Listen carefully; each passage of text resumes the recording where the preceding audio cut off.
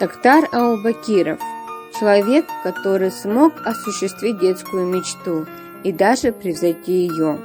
Токтар Онгарбаевич родился 27 июля 1946 года в Карагандинской области. Родители Токтара жили и работали в колхозе.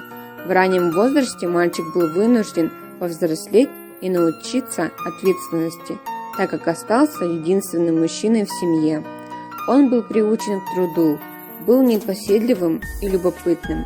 Окончив 8 классов школы, устроился токарем на литейно-механический завод. Мечта стать летчиком у Токтара появилась еще в детстве. Однажды возле его родного села сел санитарный самолет с врачами. Вся местная ребятня сбежалась посмотреть. Добрый борттехник решил утолить любопытство мальчишек и прокатил их над селом. С тех пор Аубакиров заболел небом.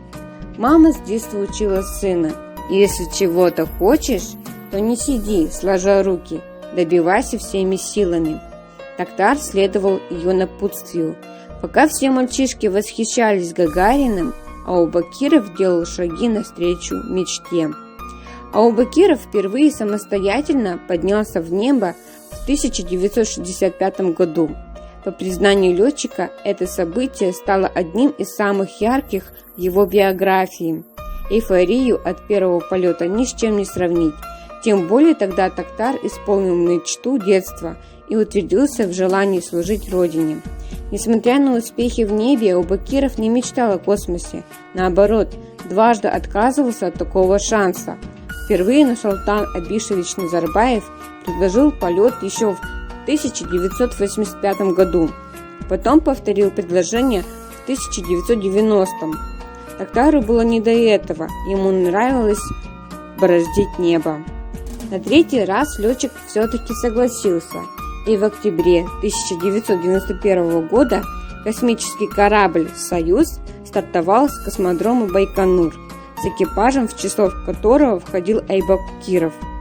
Токтар пробыл в космосе почти 8 суток, работал на борту орбитального комплекса «Мир». По возвращению на Землю казахстанский космонавт получил орден Октябрьской революции.